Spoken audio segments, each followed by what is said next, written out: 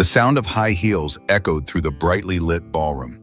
"You mop floors like that and dare to stand in the VIP section?" The CEO's voice cut through the music, sharp and cold. The man in the worn janitor's uniform bowed his head, gripping his mop handle tightly. A few employees laughed. Camera flashes burst around them.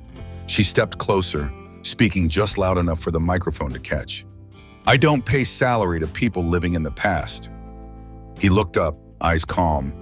When he rolled up his sleeve, a phoenix tattoo spread its wings, the words "Unite 701" etched beneath burn scars. The entire row of tables behind them stood in unison. An elderly veteran's voice trembled. "My God, Captain Hale." The crowded space froze. The CEO suddenly found it hard to breathe. Jack Hale, 38 years old, former captain of Special Operations Unit 701, lost his entire team in a fire and explosion mission in Syria. After discharge, he worked as a janitor at its Sterling Group headquarters, a multinational corporation inherited by Amelia Sterling, 32 years old, from her father. Jack was a single dad living with his 10-year-old son, Noah, a creative boy who often visited headquarters to help his father draw phoenixes on cardboard boxes, saying, "Just like Dad's tattoo." He didn't talk much, worked hard, always kept a smile despite being looked down upon by other employees. The Sterling building blazed with lights, preparing for the 50th anniversary celebration. Amelia appeared in a silver dress, cold and confident. The young CEO Forbes called the steel successor. While Jack was cleaning the stage area, he overheard employees talking about the fire years ago that caused Amelia's father to suffer temporary memory loss. An employee accidentally knocked over a glass of wine onto the carpet. Jack knelt down to clean it. Amelia saw him, thought he was blocking the way, and snapped, "You've made a mess of the entire VIP area." "I'm sorry, I was just..." "Be quiet. I don't pay you to talk." The entire party room erupted in laughter, but when his sleeve rolled up, the Unit 701 tattoo became visible, the burn scars beside it unmistakable. An older man, Warren, a retired military officer and guest of honor, stood up abruptly. "Good Lord, that's Jack Hale, the man who saved 12 people in the 2013 base explosion." The entire hall fell silent. Amelia's face went pale. Warren walked forward, his hand trembling as he reached out. "Captain, I served under you in Afghanistan. You carried my son out when the convoy was hit. He's alive today because of you." Other veterans in the crowd began to recognize him. One by one they stood. A woman in a wheelchair rolled forward. "You pulled my husband from the rubble in Kandahar." Jack's jaw tightened. He hadn't wanted this. He'd spent 5 years trying to disappear into ordinary life, to be just another invisible worker keeping buildings clean. "Sir," Jack said quietly to Warren, "that was a long time ago." "Not for us," Warren replied firmly. "Never for us." The photographer's camera flashed repeatedly. Within minutes, the image was everywhere. The janitor with the phoenix tattoo, standing under the crystal chandelier, surrounded by people honoring him. Amelia stood frozen, the wineglass trembling in her hand. Her publicist rushed over, whispering frantically, but she couldn't hear anything over the roaring in her ears. She'd humiliated a war hero in front of cameras. At her own company's celebration, the headlines wrote themselves.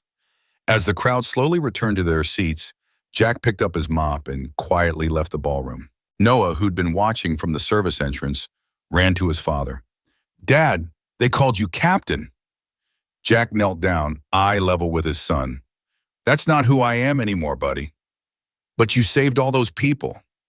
"I tried to save them," Jack corrected gently. "I didn't save everyone." In the ballroom, Amelia watched security footage of Jack leaving, her father's words from years ago suddenly echoing in her mind. "The man who pulled me out had a phoenix on his arm. I never got to thank him." Her blood ran cold. She grabbed her assistant's arm. "Find everything we have on Jack Hale. Employee file, background check, everything. And do it now." The photographer's image of the phoenix tattoo under the lights went viral across social media with the caption, "The Janitor Hero," reaching 3 million views in 2 hours. The next morning, the story "Janitor is War Hero" dominated every news cycle. Sterling Group received a tsunami of backlash for humiliating a veteran. Amelia found Jack in the second-floor restroom. He was still working as usual, wiping mirrors, saying nothing. I, I didn't know, her voice shook. He replied, "No one needs to know. I just do my job." She looked at the tattoo on his wrist. "Why do you still keep it?" "For the ones who didn't come home." She fell silent, then suddenly asked, "My father was saved by Unit 701, wasn't he?" He nodded slightly. "He was trapped under steel beams. I pulled him out, but—" His eyes stopped. "He didn't recognize me." Amelia stood motionless, her hands trembling. The board of directors called an emergency meeting. They wanted to fire Jack to minimize PR damage. Some suggested paying him off. Others wanted him to sign an NDA. Amelia listened to them argue for 20 minutes before she stood up. "No," she said simply. "Amelia, this is a disaster." "No," she repeated, her voice steady. "The disaster was me.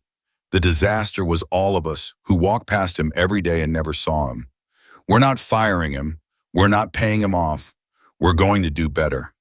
The next day, she drove to the small residential area where Jack lived with Noah. The apartment was modest but clean. Children's drawings covered the refrigerator. A model airplane hung from the ceiling. The smell of spaghetti sauce filled the air. Noah answered the door, looked up at her with curious eyes. "You're my dad's boss?" She smiled despite herself. "Yes, and probably the person who needs to apologize to both of you." Noah let her in. Jack stood in the kitchen, stirring sauce, looking uncomfortable in his own home. "Noah, go wash up for dinner," Jack said.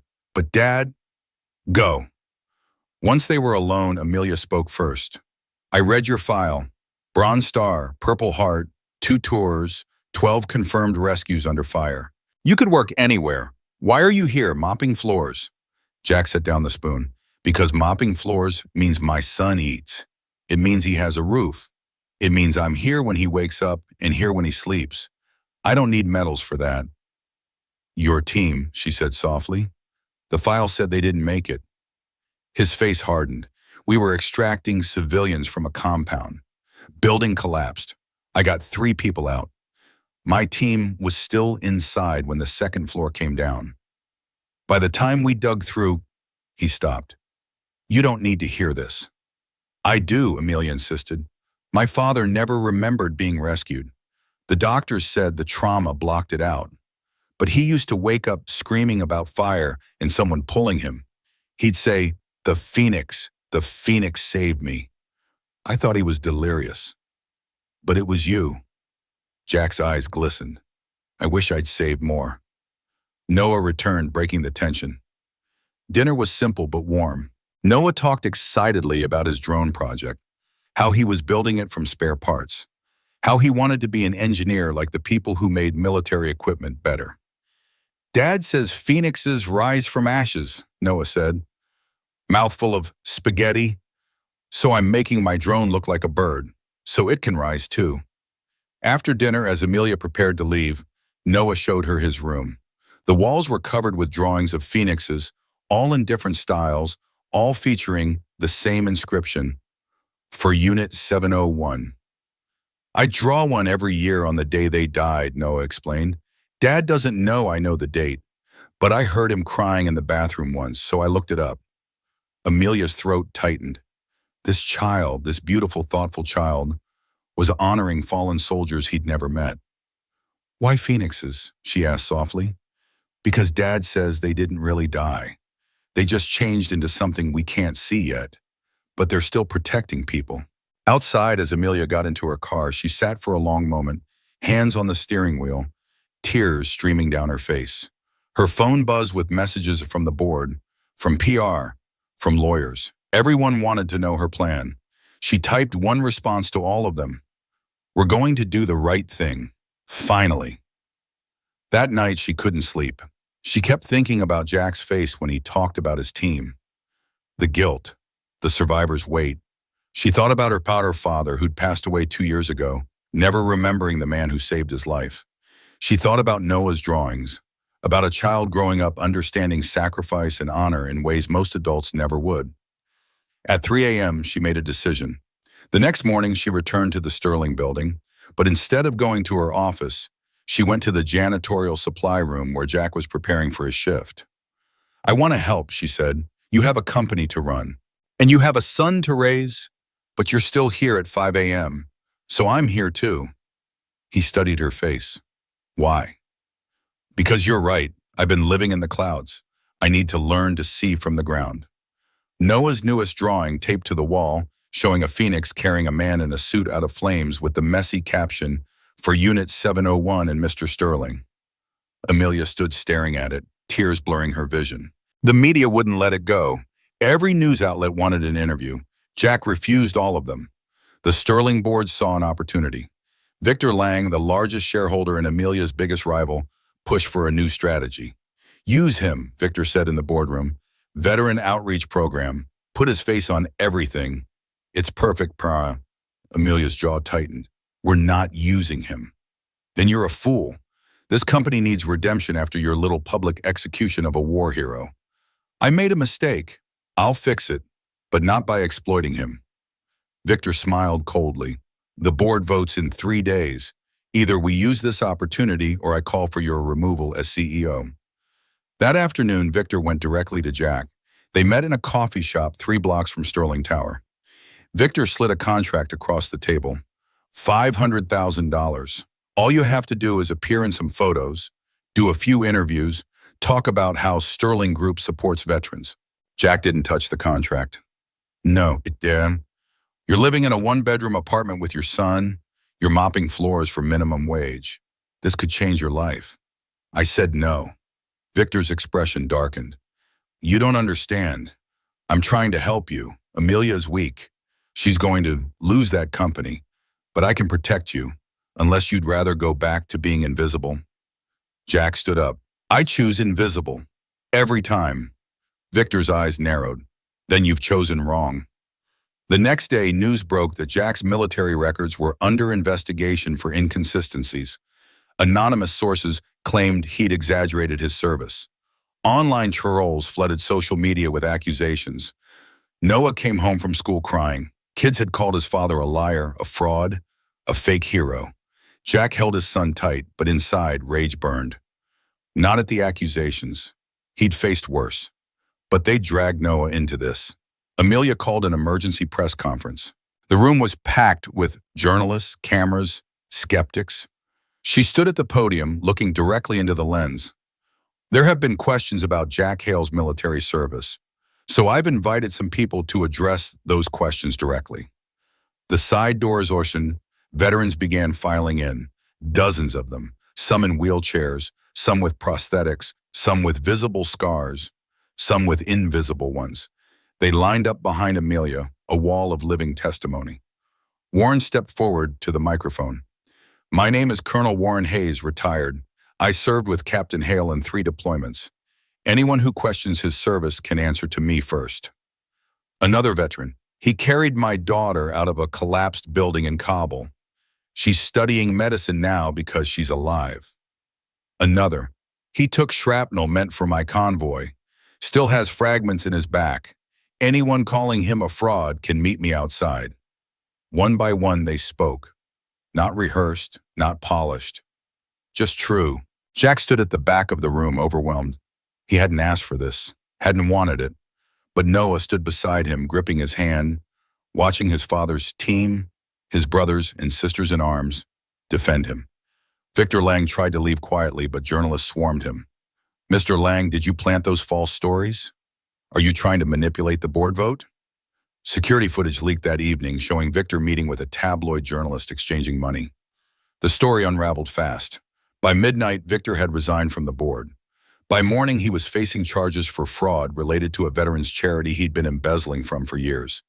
In the quiet after the storm, Amelia found Jack on the roof of Sterling Tower. He was sitting on the edge looking at the city lights. "You could have sued us," she said, sitting beside him. "Sued me. You'd have won." "I don't need to win," he replied. "I just need to live." "My father," she began, then stopped. "Before he died, in his last lucid moment, he told me to find the phoenix.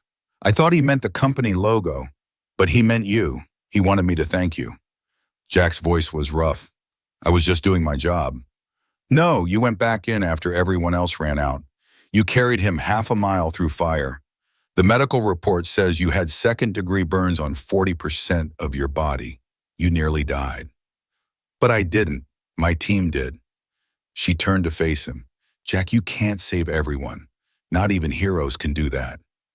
Then what's the point of trying? The point, she said softly, is the ones you do save. Like my father. Like Noah, who has a father because you survived. Like me, who just learned what real strength looks like.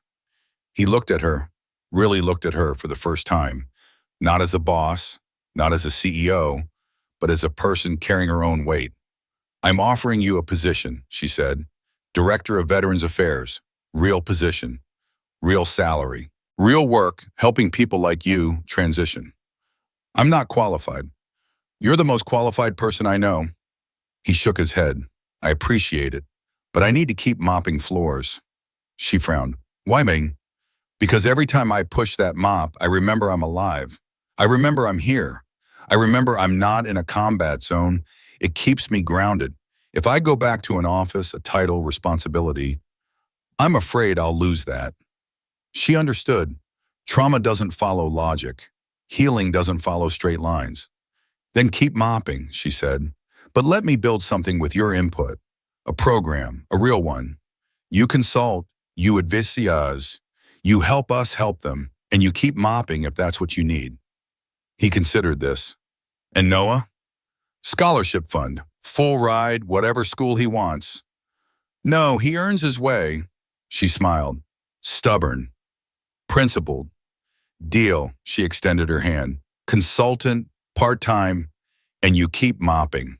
He shook it. Deal. As they stood to leave, Jack paused. Why are you really doing this? Because you taught me something I should have learned years ago. Power isn't about looking down. It's about lifting up. And I've been looking down at everyone for too long. Jack declined the executive position, insisting on keeping his mop and bucket, stating, I clean floors to remember I'm not above anyone. Security camera footage of Jack teaching other janitors proper technique, treating them with dignity, sharing his lunch, went viral with the caption, This is leadership.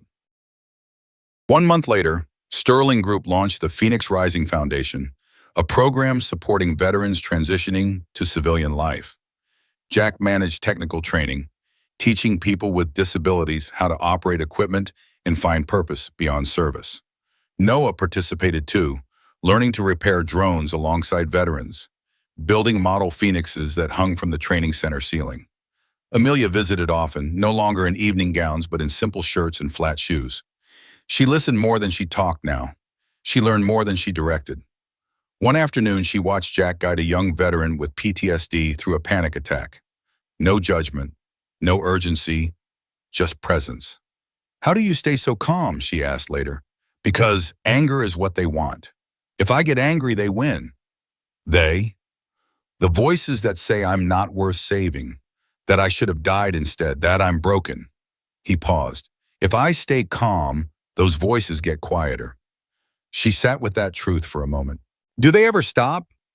No, but they get easier to live with. The program grew faster than anyone expected. Veterans traveled from across the country to participate. Some stayed for weeks, others for months. All of them left different than they arrived. One evening, a new arrival came through the doors. A woman in her 40s, haunted eyes, military bearing, despite her civilian clothes. She stopped dead when she saw Jack. Captain? He turned. Recognition flickered. Sergeant Rodriguez? She nodded, unable to speak. She'd been on the mission that killed his team.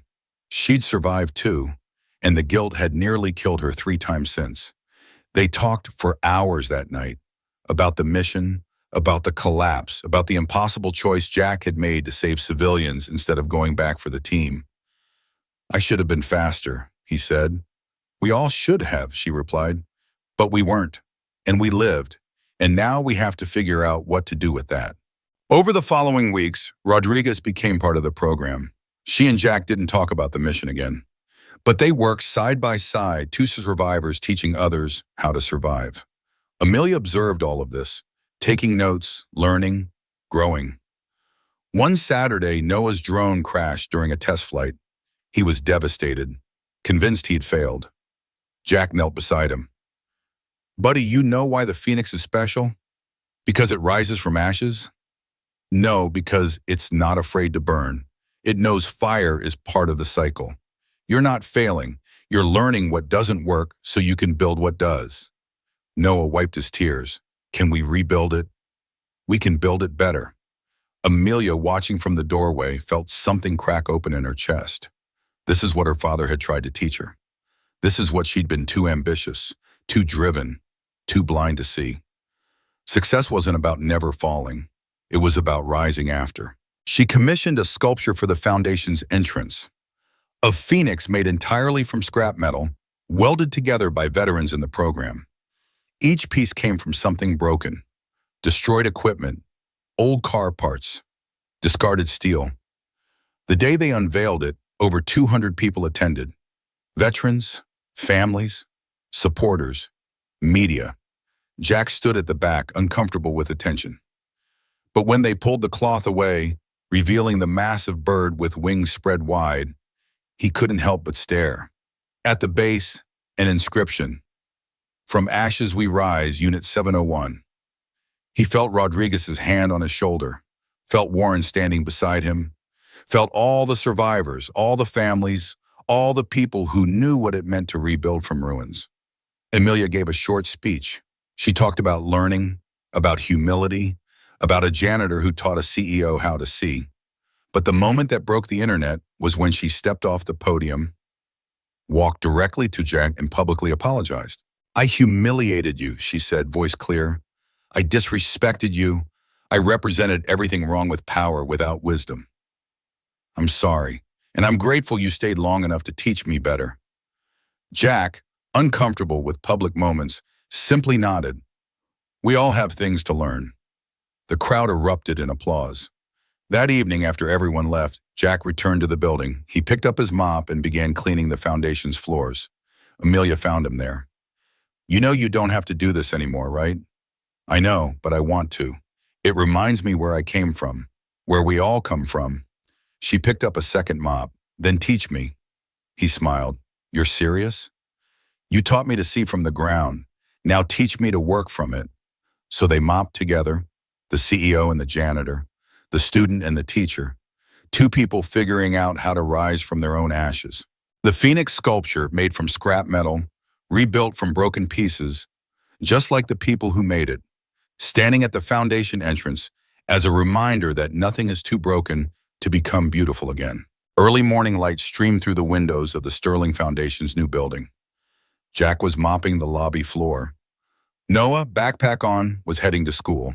Amelia arrived with coffee and bagels. "You're still refusing the office upstairs, aren't you?" she asked. "Floors don't judge you, desks do."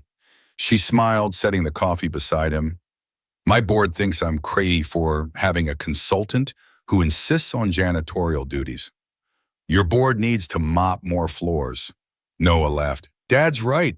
Everyone should mop floors. Builds character." "You sound like your father," Amelia said. "Good," Noah replied. "He's the best person I know." Jack's eyes glistened. "Get to school, buddy." After Noah left, Amelia sat on the freshly mopped floor, not caring about her suit. "Thank you," she said quietly. "For what?" "For staying. After everything. You could have left, could have disappeared, could have taken Noah somewhere quiet and never looked back. But you stayed." "I stayed because it mattered, because the people here matter, because Noah needed to see that running isn't always the answer." She nodded. "The foundation just got approved for federal funding. We can expand to 10 more cities. We can help thousands." "That's good. And the board wants you to be the national director." He shook his head. "No. Jack, I'll consult, I'll advise, I'll help however I can, but I'm not giving up this mop. It's who I am now." She understood. Some people need titles to feel valuable. Others need simplicity to stay sane. That afternoon, they held the dedication ceremony for the foundation's expansion. Veterans from across the country attended. Some Jack knew, many he didn't, but they all knew him. The captain who stayed, The hero who mopped floors, the man who refused to forget. When it was his turn to speak, Jack kept it brief. I don't need you to call me captain. I don't need you to call me hero. I just need you to know that you're not invisible, not to me, not to anyone here. You matter. Your story matters. Your life matters. And if you fall, we'll be here to help you rise. The crowd stood, not in military formation, not in ceremony, but in unity. Rodriguez wiped tears, Warren saluted, Noah beamed with pride, and Amelia, standing at the side of the stage, realized she'd found something more valuable than any business success. She'd found purpose. After the ceremony, as people mingled and shared stories, Jack returned to the supply closet. Old habits. Amelia followed.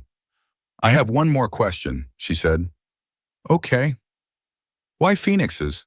Why not eagles or lions or any other symbol of strength? Jack set down his mop because phoenixes don't just survive. They transform, they burn completely and become something new. They don't carry the old weight. They release it in the flame and rise lighter. Do you feel lighter? He considered this. Sometimes, when I'm with Noah, when I see someone in the program find hope again, when I watch you become the leader your father wanted you to be. In those moments, yes, I feel lighter. She stepped closer. Then stay. Keep feeling lighter. Keep helping us all become better. I'm not going anywhere. Promise? I promise, not because I have to, but because I want to. She smiled, genuinely fully. Good, because this place needs you. I need you. He met her eyes. We need each other. That's how this works. Outside, the metal phoenix gleamed in the afternoon sun. Children played near its base. Veterans gathered in its shadow. And somewhere above, if you believed in such things, a team of fallen soldiers watched their captain finally find peace. Some heroes don't need medals. They just need a place to call home and people worth staying for. Jack's mop leaning against the phoenix sculpture, a reminder that the greatest strength is in choosing to stay, to serve, to rise, again and again from whatever ashes life creates. Some heroes don't need medals. They just need a place to call home. If you believe healing stories like this deserve to be told, leave a comment and subscribe to Strong Dad Stories. We tell the stories that should never be forgotten.